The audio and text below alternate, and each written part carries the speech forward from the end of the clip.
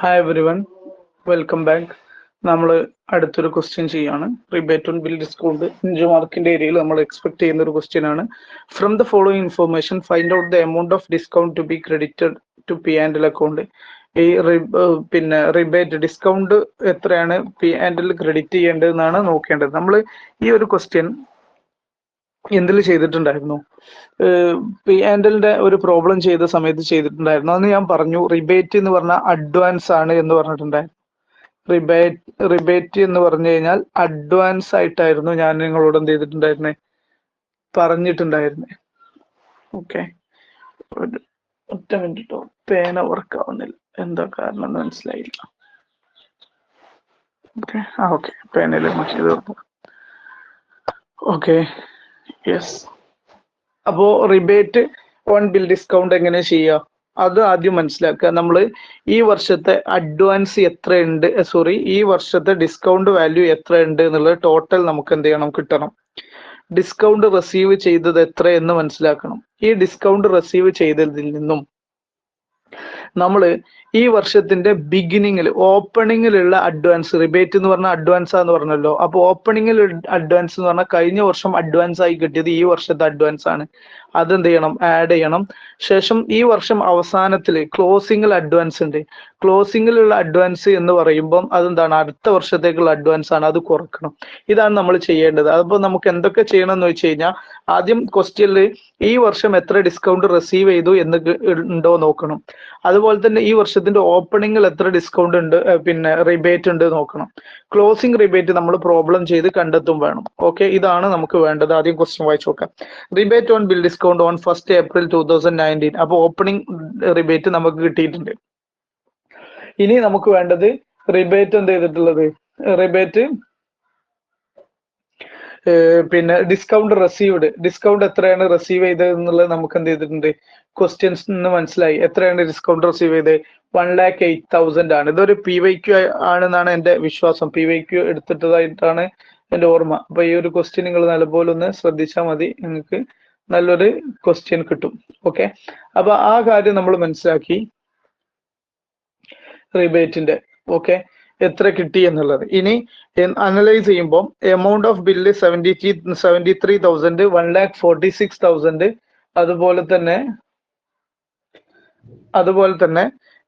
4,83,000. ഇങ്ങനെ 3 ബില്ല് നമ്മുടെ കയ്യിൽ എന്തുണ്ട്, ഉണ്ട്. ഇത്രയും 3 ബില്ലുകൾ നമ്മുടെ കയ്യിലുണ്ട്. അപ്പൊ നമ്മൾ നോക്കേണ്ടത് ഈ ഒരു ക്വസ്റ്റ്യന് ഇനി എന്തൊക്കെ ചെയ്യണം എന്നുള്ളതാണ്. Okay, discount 12%, 11%, 10%. Due date, grace days അടക്കം കൂട്ടിയിട്ടുള്ള due date July 14, July 19, August 10. പിന്നെ ബുക്സ് ഓഫ് അക്കൗണ്ട്സ് ക്ലോസ് ചെയ്യുന്ന 1/4/2019 ആണെങ്കിൽ ബുക്സ് ഓഫ് അക്കൗണ്ട്സ് ക്ലോസ് ചെയ്യുന്ന 31/3/2020 ആണ്. അപ്പം 2020 മാർച്ച് 31 ശേഷം എത്ര ഡേയ്സ് ഈ ഓരോന്നിലേക്ക് ഉണ്ട് നോക്കുക, എന്നിട്ട് കാൽക്കുലേഷൻ നടത്താം. അതാണ് രീതി. അപ്പൊ നമുക്ക് ഇതിന്റെ കാൽക്കുലേഷൻസ് ഓരോന്നായിട്ട് എന്ത് ചെയ്യാം. എന്താണ് calculation of rebate on bill discount എന്ന് പറയുമ്പം ഒന്നാമത്തെ നമുക്കറിയാം, ഈ ഡ്യൂ ഡേറ്റ് എടുക്കുക. ഡ്യൂ ഡേറ്റ് ഫസ്റ്റ് കോളം ഞാൻ ഇവിടെ വരക്കുന്നുണ്ട്. ഡ്യൂ ഡേറ്റിന്റെ കോളാണ്, കാണുന്നുണ്ട് എന്നാണ് എന്റെ വിശ്വാസം. ഡ്യൂ ഡേറ്റിന്റെ കോളം വരക്കുമ്പോ എന്താണ് ഡ്യൂ ഡേറ്റ്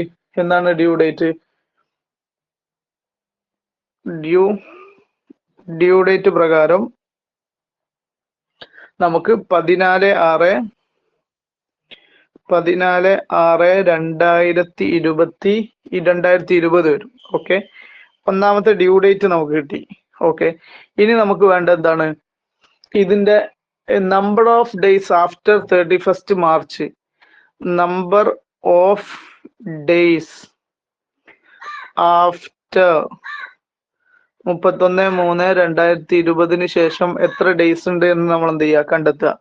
31/3/2020 ശേഷം നമുക്കറിയാം എന്താണ് 31/3 ഏപ്രിലിൽ 30 ദിവസം. യെസ്, മെയ് മാസം എത്ര ദിവസം, 31 ദിവസം. അപ്പം 4-ാം മാസം, 5-ാം മാസം, 6-ാം മാസം 14 ദിവസം. അങ്ങനെ ടോട്ടൽ എത്ര ദിവസം ഉണ്ട്? ടോട്ടൽ 75 ദിവസം ഉണ്ട്. ഓക്കെ, എമൗണ്ട് നമ്മൾ ക്വസ്റ്റ്യനിൽ കണ്ടു. എമൗണ്ട് എത്രയാണ്? 73,000 ആണ്, 12%. അപ്പൊ 73,000 എമൗണ്ട് നമ്മൾ കൊടുത്തു. എമൗണ്ട് എത്രയാണ്? 73,000. ഓക്കെ, 73,000. ഓക്കെ, ഇനി റേറ്റ് ഓഫ് ഡിസ്കൗണ്ട് എത്രയാണ്? റേറ്റ് ക്വസ്റ്റ്യനിൽ കൃത്യമായി തന്നു. എത്രയാണ്? 12%. നമ്മൾ വായിച്ചതാണ് 12%. ഓക്കെ, ഇത്രയും കിട്ടിക്കഴിഞ്ഞാൽ ഇതിന്റെ കാൽക്കുലേഷൻ റിബേറ്റ് നമുക്ക് കാൽക്കുലേറ്റ് ചെയ്യാം. റിബേറ്റ് എത്രയാണ്? 73,000 അതിന്റെ കൂടെ ചെയ്യാം. 73,000 ഇൻറ്റു 12/100 ഇൻറ്റു 75 ഡിവൈഡ് ബൈ 365 ചെയ്യുമ്പോൾ നമുക്ക് കിട്ടുന്നത് 1800 രൂപയാണ്. 1800. അപ്പൊ ഈ ഒന്നാമത്തെ ഭാഗം കംപ്ലീറ്റ് ആയി എന്ന് മനസ്സിലായി, ഒന്നാമത്തെ പ്രോബ്ലത്തിന്റെ ഏരിയ. ഓക്കെ, രണ്ടാമത്തത് 1,46,000 ചെയ്യണം. ഡ്യൂ ഡേറ്റ് അത് 19 ജൂലൈ 2020 അപ്പൊ നമ്മള് 19/7/2020 മാർച്ച് 31 ശേഷം എത്ര ദിവസമുണ്ട്? മാർച്ച് 31 ശേഷം കാൽക്കുലേറ്റ് ചെയ്ത് നോക്കുക. 30 ദിവസം. April, May, June 30, July 19.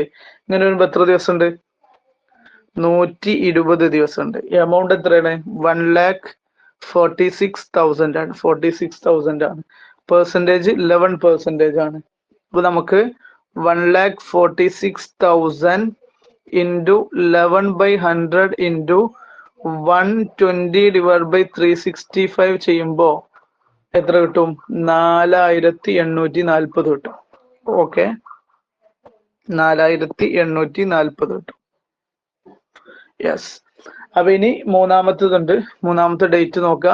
10 August ആണ്. അപ്പൊ നമ്മൾ എന്ത് ചെയ്തു? 10/8/2020. ഓക്കെ, അപ്പൊ നമുക്ക് ഇതേപോലെ തന്നെ April, May, June, July, August 10 വരെ എത്ര വന്നു? 30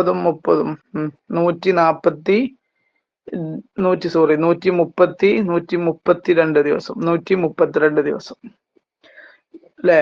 90 10 120 132 ദിവസം. എമൗണ്ട് 4,83,000 ആണ്. 4,83,000. ഇതിൽ ഓൾറെഡി ഡേയ്സ് ഓഫ് ഗ്രേസ് 3 ദിവസം കൂട്ടിയിട്ടുണ്ട്. അതുകൊണ്ടാണ് പിന്നെ നമ്മൾ അതിൽ എടുക്കാത്തത് കേട്ടോ. 4,38,000 4,38,000 വന്നു. 10% വന്നു. ഇനി നോക്കാം. 4,38,000 ഇൻറ്റു 10/100 ഇൻറ്റു 132 ഡിവൈഡ് ബൈ 365 ചെയ്യുമ്പോൾ നമുക്ക് കിട്ടുന്ന ആൻസർ 15,840. ഓക്കെ, 15,840 ടോട്ടൽ ചെയ്യുമ്പോൾ, ഇനി ഈ 3 സംഖ്യയും ടോട്ടൽ ചെയ്യാം. 3 സംഖ്യയും ടോട്ടൽ ചെയ്യുമ്പോൾ നമുക്ക് കിട്ടുന്നത് 22,480 ആണ്. 22,480. ഓക്കെ, ഈ സംഖ്യ കിട്ടിക്കഴിഞ്ഞാൽ ഇതാണ് ക്ലോസിംഗ്. ഈ സംഖ്യ നമുക്ക് ക്ലോസിംഗ് ആണ്. അതായത് 31 മാർച്ച് 2020 റിബേറ്റ് ആണ്. ക്വസ്റ്റ്യൻ നോക്കുക. റിബേറ്റ് ഡിസ്കൗണ്ട് റിസീവ് ചെയ്തത് കിട്ടി. റിബേറ്റിന് മറ്റൊരു പേര് അഡ്വാൻസ് എന്ന് പറഞ്ഞു. അപ്പൊ ഓപ്പണിംഗ് അഡ്വാൻസ് കിട്ടി, ക്ലോസിംഗ് അഡ്വാൻസ് നമ്മൾ കണ്ടെത്തി. ഇനി എങ്ങനെ അത് കംപ്ലീറ്റ് ചെയ്യും? ഇനി അത് കംപ്ലീറ്റ് ചെയ്യാൻ വളരെ സിമ്പിൾ ആണ്. Discount received 1,08,000. 1,08,000 അതിലേക്ക് 32,480 ഓപ്പണിംഗ് റിബേറ്റ് കൂട്ടി, ക്ലോസിംഗ് റിബേറ്റ് കുറച്ചു. ഈ എമൗണ്ട് ആണ് P&L ക്രെഡിറ്റ് ചെയ്യേണ്ടത്. ഓപ്പണിംഗ് റിബേറ്റ് എന്തുകൊണ്ടാണ് കൂട്ടാൻ കാരണം? കഴിഞ്ഞ വർഷത്തിൽ നമുക്ക് ക്ലോസ് ചെയ്ത അഡ്വാൻസ് ആണത്. അത് കഴിഞ്ഞ വർഷം അഡ്വാൻസ് എന്ന് പറയുമ്പോൾ ഈ വർഷത്തേക്കാണ് അഡ്വാൻസ് വന്നത്. അത് നമ്മൾ ഈ വർഷത്തെ ഇൻകത്തിൽ ആഡ് ചെയ്തു. എന്നാൽ ഈ വർഷം കുറച്ച് ഇൻകം കിട്ടിയിട്ടുണ്ട്. അത് ഈ വർഷത്തെ അല്ല, അടുത്ത വർഷത്തേക്കാണ്. അപ്പൊ ഈ വർഷത്തെ ഇൻകത്തിൽ വരാൻ പാടില്ല, അതുകൊണ്ട് അത് കുറച്ചു. അങ്ങനെയാണ് 1,18,000 കിട്ടിയിട്ടുള്ളത്. ഇനി ജേണൽ എൻട്രി എന്താ? ജേണൽ എൻട്രി ശ്രദ്ധിക്കുക. ഇതിന്റെ 3ന്റെയും ജേണൽ എൻട്രി കൊടുക്കുകയാണെങ്കിൽ 3ന്റെയും ജേണൽ എൻട്രി നമുക്ക് വേണം. അപ്പൊ ഓപ്പണിങ്ങിൽ റിബേറ്റ് ഓൺ ബിൽ ഡിസ്കൗണ്ടിനെ നമ്മൾ ഇത് ശ്രദ്ധിക്കേണ്ടത് എന്താ വെച്ചാൽ, നമ്മൾ ഡിസ്കൗണ്ട് ഒഴിവാക്കുമ്പോൾ ഡിസ്കൗണ്ടിനെ ഡെബിറ്റ് ചെയ്തു, റിബേറ്റിന് എന്ത് ചെയ്തു? ക്രെഡിറ്റ് ചെയ്യും. അപ്പൊ ആ ഡിസ്കൗണ്ടിനെ അടുത്ത വർഷം ഓപ്പണിങ്ങിൽ തിരിച്ചു കൊണ്ടുവരണം. ആ കൊണ്ടുവരണമെങ്കിൽ അതിന്റെ ഓപ്പോസിറ്റ് എൻട്രി ഇടണം. അപ്പൊ എൻട്രി എന്താ വരിക? അതാ നോക്കൂ. റിബേറ്റ് ഓൺ ബിൽ ഡിസ്കൗണ്ട് ഓപ്പണിംഗിന്റെ എൻട്രി ഇതാണ്. 32,480 നമ്മൾ എന്ത് ചെയ്തു?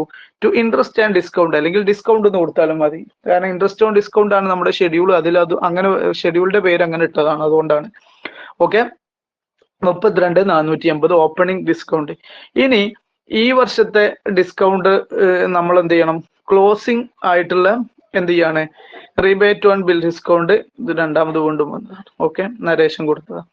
ഇനി ഈ ക്ലോസിംഗ് റിബേറ്റ് ഉണ്ട്, അതെന്ത് ചെയ്യണം? ഇൻട്രസ്റ്റ് ഒഴിവാക്കണം. ഇൻട്രസ്റ്റ് ഒഴിവാകാനുള്ള എൻട്രിയാണ്. അപ്പൊ ഇത് രണ്ട് എൻട്രിയും ഓപ്പോസിറ്റ് വരാൻ കാരണം എന്താ? ഈ വർഷം ഇപ്പൊ ഈ കേസ് ഒന്ന് എടുക്കുക. ഇൻട്രസ്റ്റ് ആൻഡ് ഡിസ്കൗണ്ട് ഈ വർഷത്തെ എമൗണ്ടിൽ നിന്നും കുറച്ചിട്ട് റിബേറ്റിലേക്ക് മാറ്റിയില്ലേ? അതിനി അടുത്ത വർഷം വരുമ്പോൾ ഇതിന്റെ നേരെ ഓപ്പോസിറ്റ് എൻട്രി ആയിട്ടുള്ളത് ഈ എമൗണ്ടിൽ തിരിച്ചത് കയറും. ഇപ്പൊ ഉദാഹരണം നമ്മൾ നോക്കാം, 1/4/2020 ഈ എൻട്രി ഓപ്പോസിറ്റ് ഉണ്ടല്ലോ. അപ്പൊ എൻട്രി എന്തായിരിക്കും? റിബേറ്റിനെ മുകളിൽ കൊണ്ടുവരും, ഇൻട്രസ്റ്റിനെ താഴെ കൊണ്ടുവരും, എന്നിട്ട് 22,480 വരും. അതാണ് ഇത്. കഴിഞ്ഞ വർഷം ഈ എൻട്രിക്കും ഇതേ അവസ്ഥ ഉണ്ടായിരുന്നു. ഇതേ അവസ്ഥ എന്ന് പറഞ്ഞു കഴിഞ്ഞാൽ 31/3/2019 ഇതിന്റെ ഓപ്പോസിറ്റ് എൻട്രി ഇട്ടാ. അപ്പൊ അത് തിരിച്ചിങ്ങോട്ട് തന്നെ കൊണ്ടുവരികയാണ്. കഴിഞ്ഞ വർഷത്തെ അത് കുറച്ചെങ്കിൽ ഈ വർഷം അത് എന്ത് ചെയ്യണം? കൂട്ടണം. ഒരു വർഷത്തെ എഫക്റ്റ് മാറ്റിയാണ് അത് ചെയ്യുന്നത്. അതുകൊണ്ട് ഓപ്പണിംഗ് എൻട്രി എപ്പോഴും റിബേറ്റിനെ ഡെബിറ്റ് ചെയ്തു, ഡിസ്കൗണ്ടിനെ ക്രെഡിറ്റ് ചെയ്യും. കാരണം ഒഴിവാക്കിയ എമൗണ്ട് പുതിയ വർഷത്തേക്ക് കൂട്ടുകയാണ്. അപ്പൊ കൂട്ടുമ്പോൾ ഡിസ്കൗണ്ട് കൂടും, റിബേറ്റ് കുറയണം, അഡ്വാൻസ് കുറയല്ലേ. അതുകൊണ്ട് അത് അഡ്ജസ്റ്റ് ചെയ്തു. ആ രീതിയിലാണ് നമ്മൾ എന്ത് ചെയ്യുന്നത്. അഡ്വാൻസിന്റെ ഫിഗർ എന്നാണ് കേട്ടോ കുറയുന്നത്, ടോട്ടൽ അഡ്വാൻസ് കുറയാൻ. എന്നാൽ ലാസ്റ്റ് വരുമ്പം അഡ്വാൻസിലേക്ക് എന്ത് ചെയ്യണം? അത് കൊണ്ടുപോകണം. ലയബിലിറ്റി ആണ്, നമുക്ക് ഇൻകം ആയിട്ട് കൂട്ടാൻ പറ്റില്ല. അപ്പൊ ഇൻകം ഭാഗത്തു നിന്ന് അത് കുറച്ചു കൊണ്ടുപോകണം. ഇതാണ് എൻട്രി. ഈ എൻട്രി നല്ലപോലെ നോക്കുക. ഇതാണ് റിബേറ്റുമായി ബന്ധപ്പെട്ട് നമുക്ക് മാക്സിമം വരാവുന്ന ക്വസ്റ്റ്യൻ. നല്ലപോലെ ട്രൈ ചെയ്യുക. കൺഫ്യൂഷൻസ് ഉണ്ടെങ്കിൽ പേഴ്സണലി ചോദിക്കുക. ഓക്കെ, ആളുകൾ ക്ലാസ് കേൾക്കുന്നതിന്റെ എണ്ണം വളരെ കുറവാണ്. ഓക്കെ, നല്ലപോലെ ശ്രദ്ധിച്ച് ചെയ്യാം. എന്തെങ്കിലും കൺഫ്യൂഷൻ ഉണ്ടെങ്കിൽ ചോദിക്കാം. ഇനിയും ഇതേ പ്രോബ്ലം വേണമെന്നുണ്ടെങ്കിൽ പറയാം. തൽക്കാലം ഇതിൽ ചോദിക്കാവുന്ന ചോദ്യങ്ങൾ ഞാൻ എടുത്തിട്ടുണ്ട്. നേരെ ബാലൻസ് ഷീറ്റിലേക്ക് പോവാണ്.